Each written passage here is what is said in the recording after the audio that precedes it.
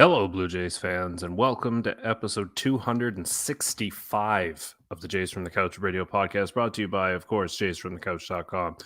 We're glad you're tuning in for another week of Blue Jays talk because this is going to be a good one.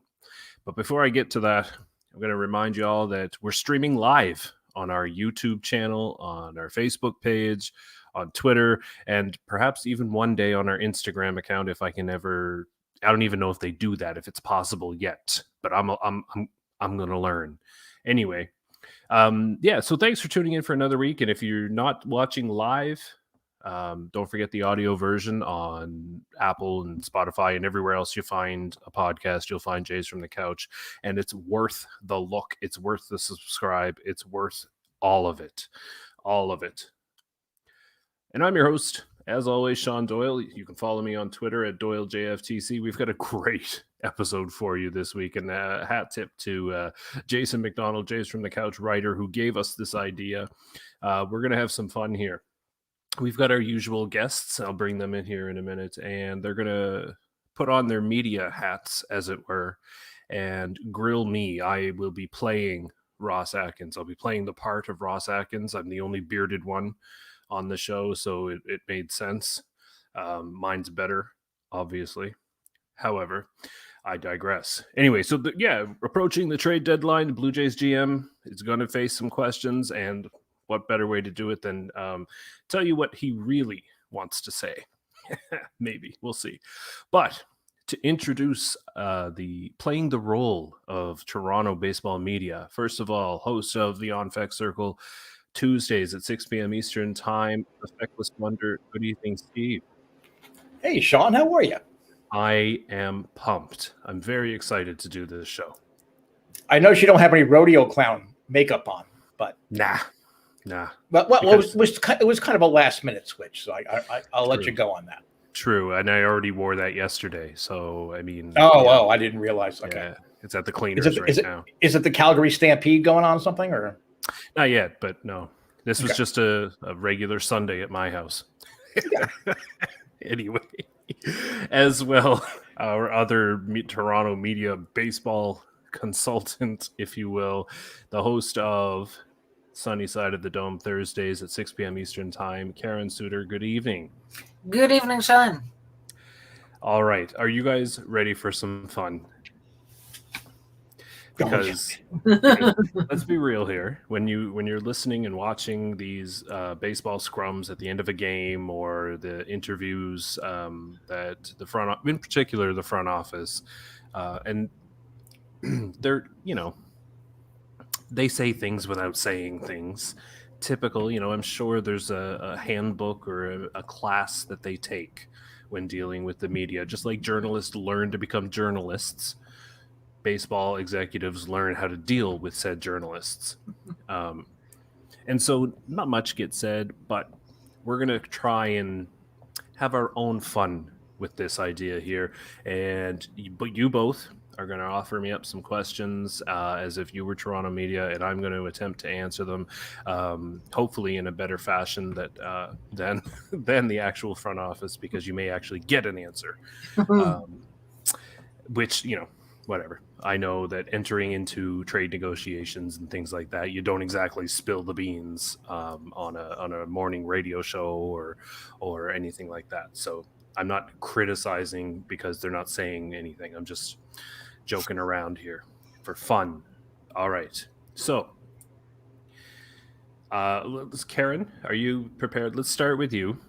Sure. Fire your first question at acting GM. Shaun Doyle. Hi, Shaun. So, looking at the team so far this year, pretty interesting. So, currently sits third place in the AL East division with 8.5 games between you and the first place. Boston Red Sox as well. There's the 2 wildcard spots. So 4 games out of those, with a few teams to catch, not that many, if you were to get in that way. So what do you see? It's kind of a 2-part question. How good do you think the Toronto Blue Jays' chances are of getting into the playoffs this season? And then assuming that you do get in, realistically, how far can this team go? Excellent question, Karen. Thank you. You know what? I fully expect that this Toronto Blue Jays team that you see on the field is a playoff team. We are now just getting George Springer back, and he has yet to kind of get his full steam going. Our pitching staff, our starting rotation has turned things around. And becoming actually quite solid. And if you think back to years like 2015, when the starting rotation was, by many accounts, mediocre, and it didn't take much, just a little shot in the arm in the name of David Price, and away they went, and they ended up 8 games, I believe, winning the division by a lot. 6, thank you. Memory isn't so good. It's that Florida sun. Anyway, so I feel very good, and with some additions which we're working on. Always working. My phone is always ringing and being used. I fully expect that we'll be able to play playoff baseball in 2021.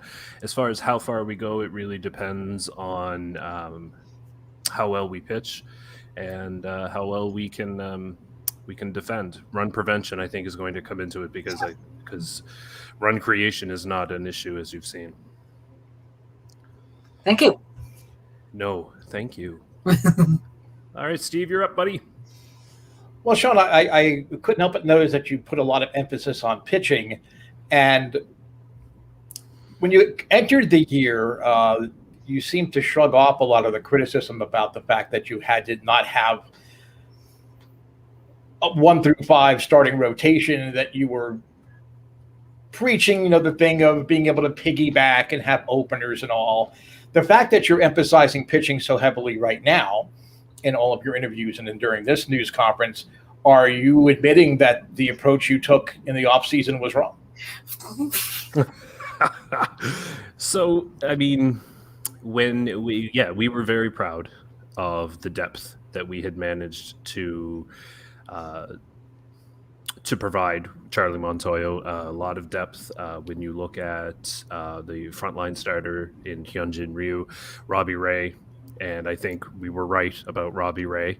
And then the depth that we had, I think, was something that we were proud of, but nobody foresaw how many injuries that we had to deal with. And if you look around baseball, let's be real, we're not the only team. So, no, I don't know that we were, quote unquote, wrong. You can never have enough pitching, even though we were comfortable and we were confident in the pitching that we had. You have to remember, you can never have enough pitching. And there's a reason that's been a saying for years and years and years. It's not just because we all of a sudden are after pitching again here in the middle of the summer. And you would hear probably 29 other GMs say, if you're going to the playoffs, you need your pitching. You need pitching, pitching, and more pitching. So no, I don't think we were wrong, and I don't think we're wrong to be looking for it now. And on that note, I'm going to take a pause here and remind everybody, if you're watching at home on Facebook, Twitter, or YouTube, you can actually ask the fake GM some questions on your own. We'll fire them up here on the screen, and you can have your turn putting me on the hot seat. All right, Karen, back to you. Right.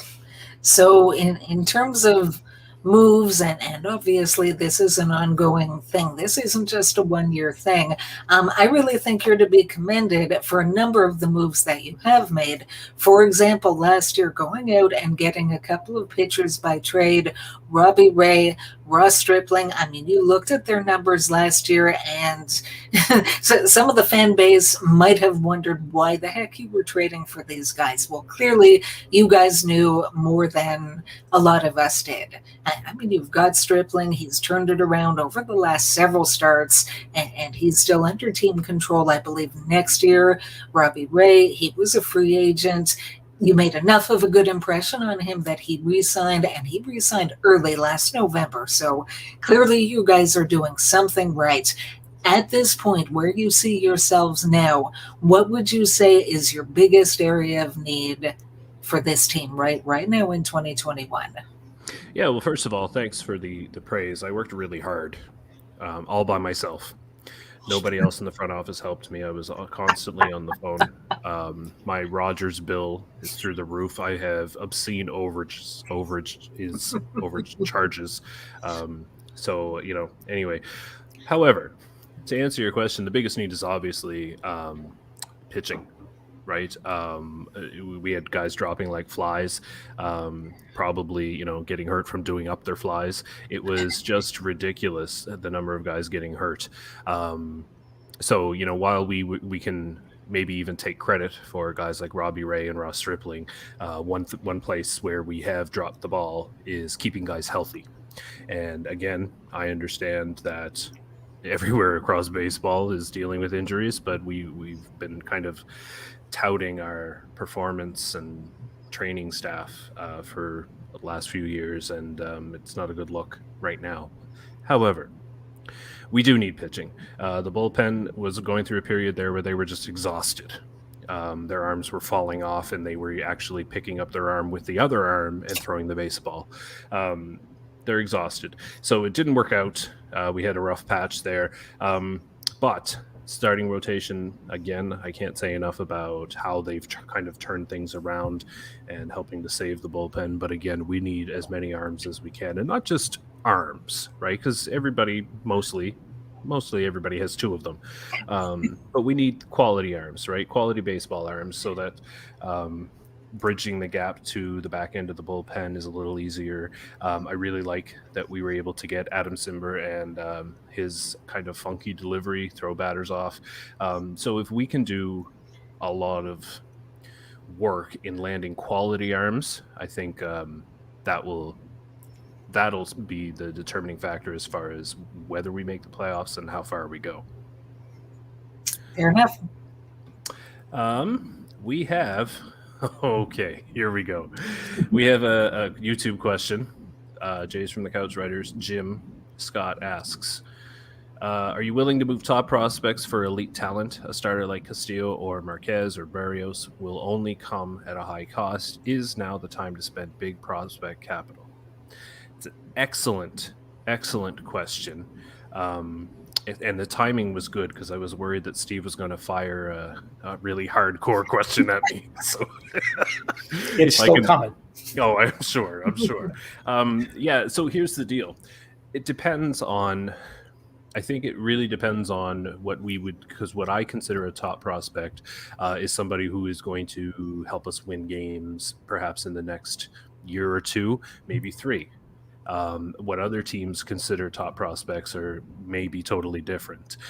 They may want somebody who's quote unquote big league ready, and so I don't know that the term top prospects is something that is universally understood. However, that's my way of trying to formulate an answer while talking at the same time. So yeah, am I willing to, if a starter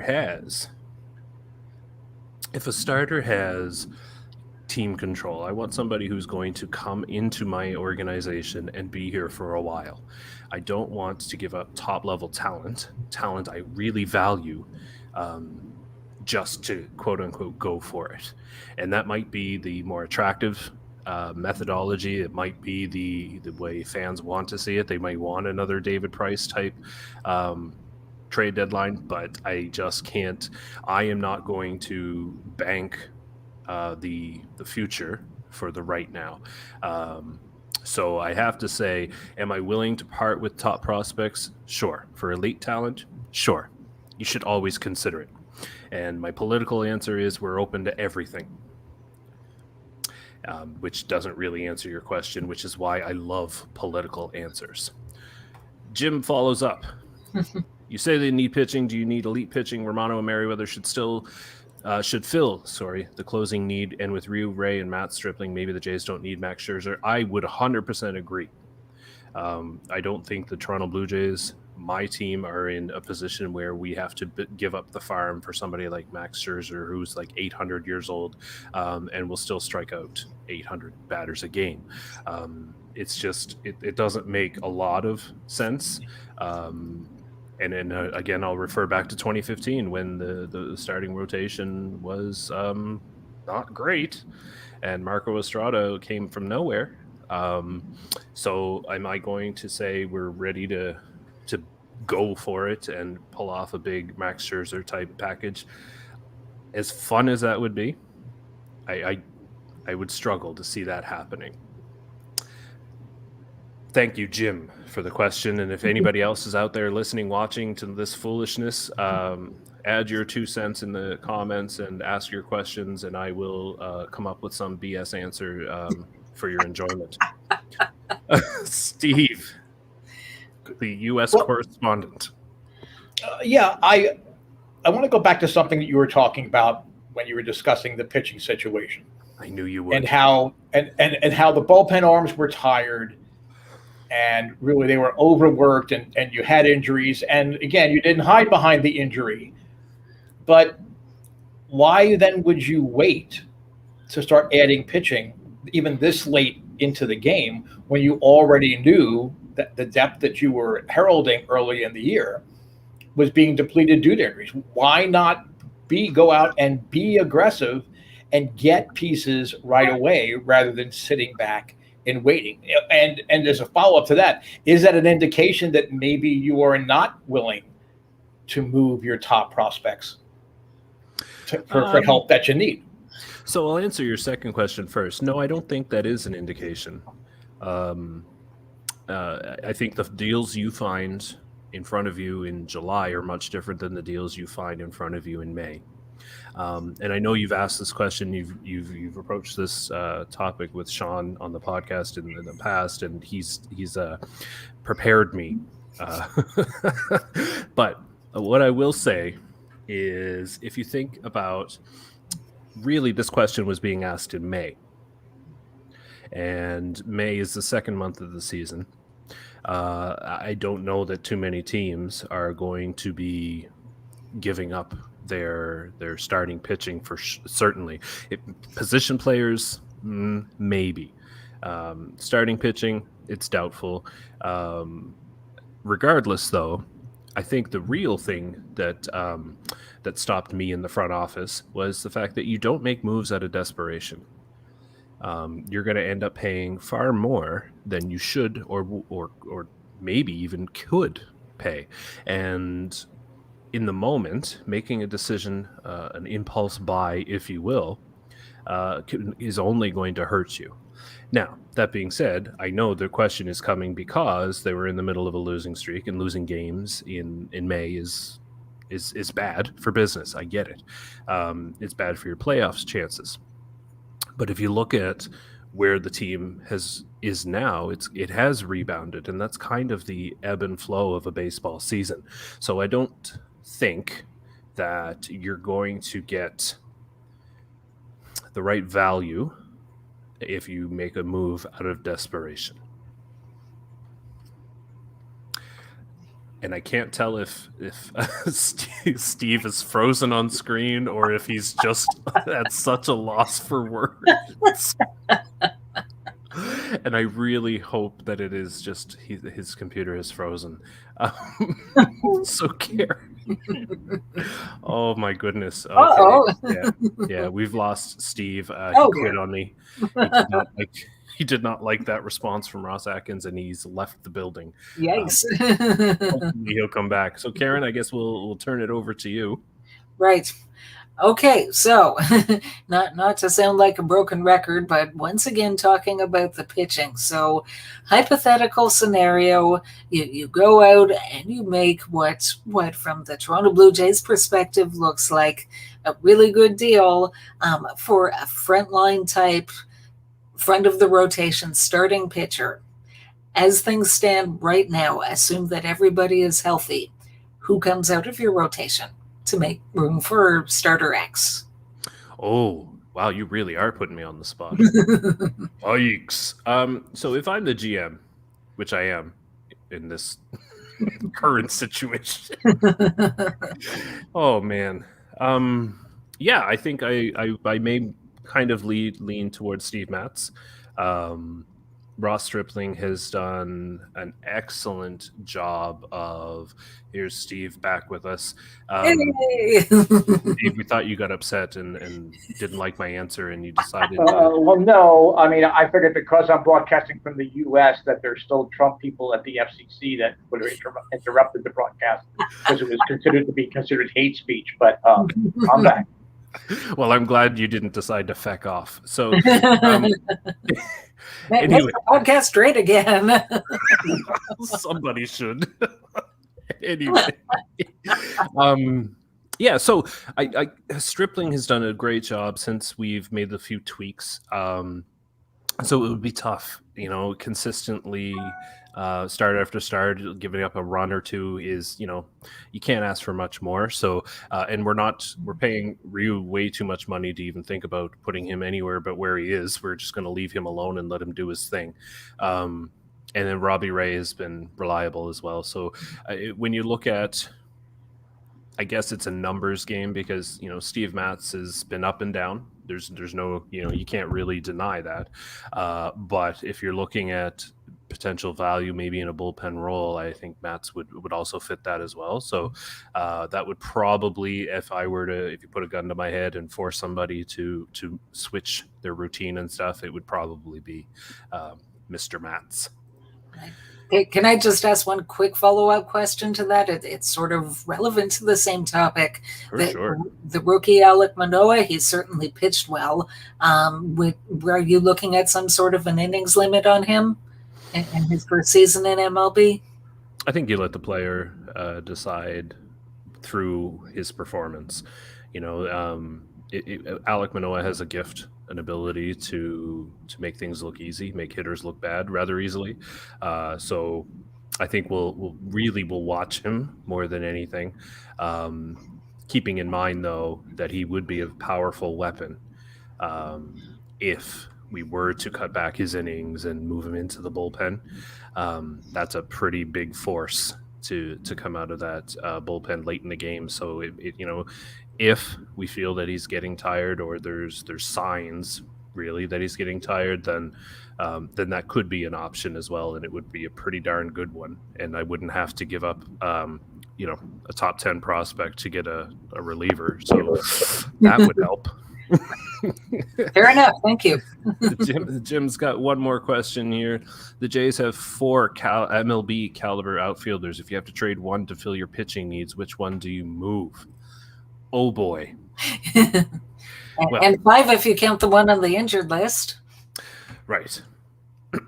So that's a tough one because I think we have to look at value. Who's going to give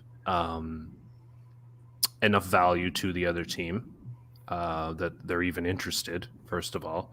And second of all, who's going to, if we remove them from a roster, how much value are we giving up in order to address another need, right? So there's a lot that goes into that equation, obviously. And I think when you look at our outfield, Lord Gurriel probably is one of the higher upside of the 4 that we have. Does that mean that I am comfortable trading him? No. I think that there's too much upside to get rid of him, and I think that we figure on him being a big part of the next couple of years. So it would be tough to remove somebody who's found a home in left field. And now, when you're looking at the other George Springer, I mean, I'm not even going to discuss that because he's not going anywhere. Randall Grichuk or Corey Dickerson at this point, right? When Dickerson comes back, he's in his walking boot till maybe the end of July. He may come back. We'll wait and see how that plays out, because we haven't had much luck with thinking guys are coming back and then psych. Anyway. So yeah, I think it really comes down to those two, and the founder of Jays from the Couch wrote a really interesting piece up at Jays from the Couch about comparing the two. Which one do you get rid of? And I have to say it's a tough call, but because we have Dickerson, who provides us with a lefty bat. There's some power there, and great defense in the outfield. And then there's Randall Grichuk, who also has power, but can only get on base as often as the grounds crew. So it's a tough, but he also comes with a $10 million price tag, which other teams may or may not want to take on. But the good news is that we have the financial muscle, which is something that we haven't had in a while, where we could actually eat some salary and send Randall Grichuk somewhere else. It would be a shame because, then I might have to say that signing him to $10 million for 5 years was, I don't want to say backfired, but if it leads us to the postseason and a championship, then maybe it's all water under the bridge.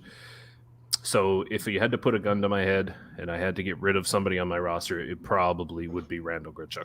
Problem is, like I said, he gets on base as often as the grounds crew, so I don't know how much value others would see him other than his power. And we got Steve for another go. You're back. I am. I'm starting to get a complex here, but it's okay. Can you imagine if Ross Atkins had the controls of these media sessions? Oh. Yeah, I mean, see, and really, that's the great thing about what happened. In essence, Ross would absolutely cut people off, and if he had the chance, he just has that arrogance, and I don't mean that necessarily in this case in a bad way. He would just say, "I don't care. I'm going to just cut you off." And we'll say it's some kind of technical difficulty, and then he'll just lie like he does about everything else he lies. Just whoops! Oh, we lost you there. Yeah. Anyway, yeah. All right, you're up with your last question for me. Okay. Well, you've talked a lot about successes of 2015 and 16. So let's go back to the championship teams of the 90s, and specifically when the Jays tried to get a star pitcher. Everybody said it was Randy Johnson, and they ended up adding offense instead. Do you believe that if the pitchers that you're eyeing are not available or you are not willing to pay the price for them, do you believe that you could add another bat and literally club your way into the playoffs? Or would you just sit back and say, well, okay, the pitchers that we're willing to trade for we can't work out a deal and just ride with it the rest of the year? It's an excellent question. And I think it's a tough question because really we've got one of the better offenses in baseball already. And George Springer isn't even firing on George Springer level, right? So there's that. There are places where we could upgrade offensively.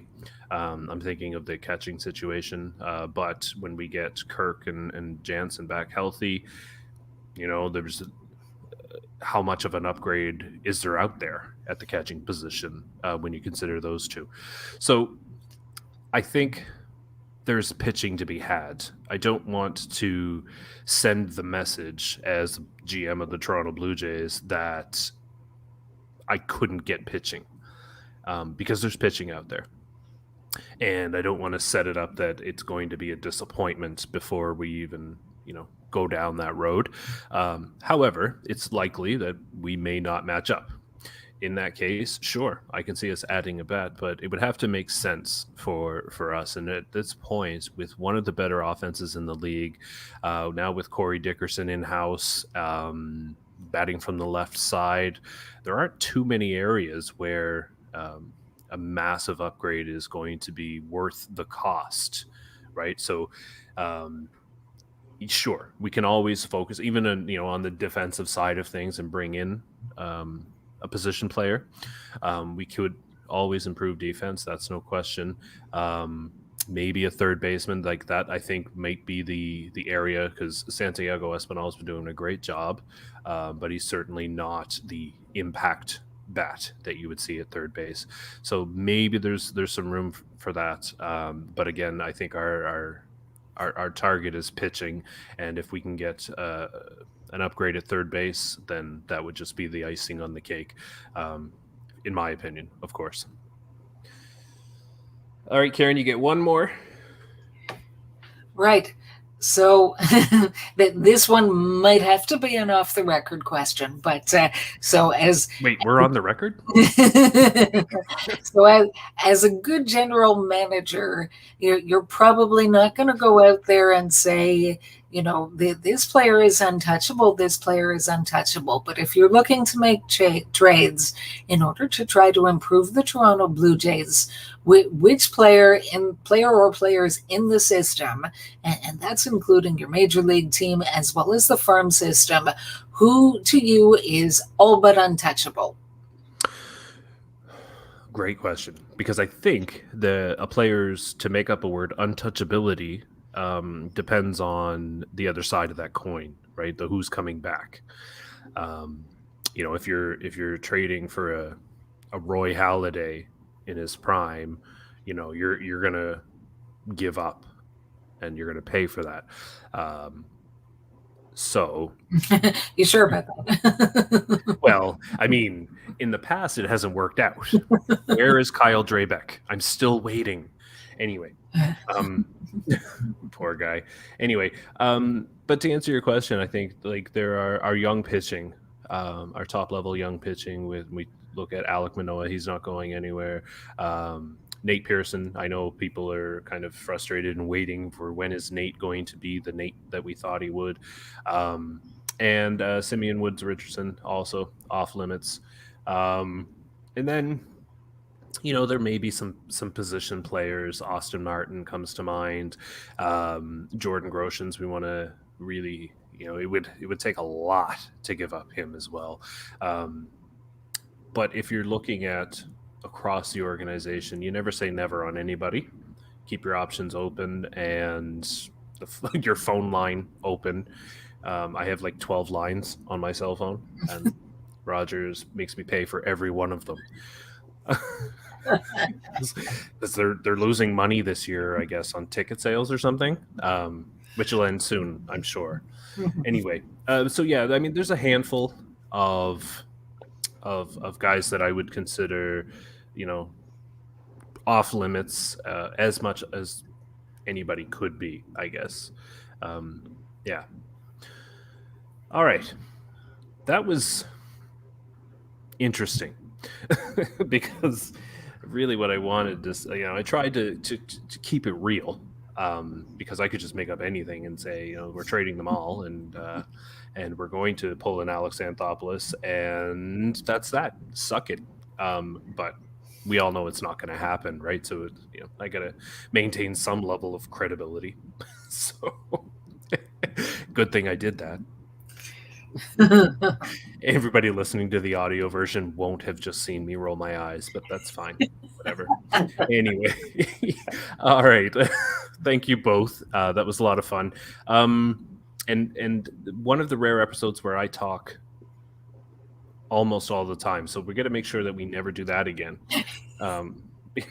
Man.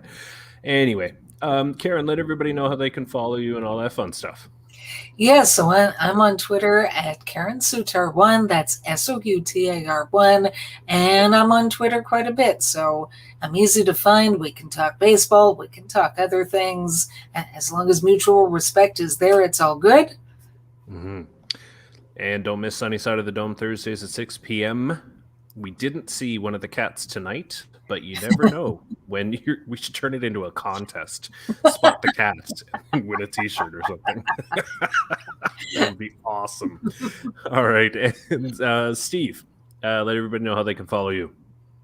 Well, if you're on Twitter, you can follow me at US of J's.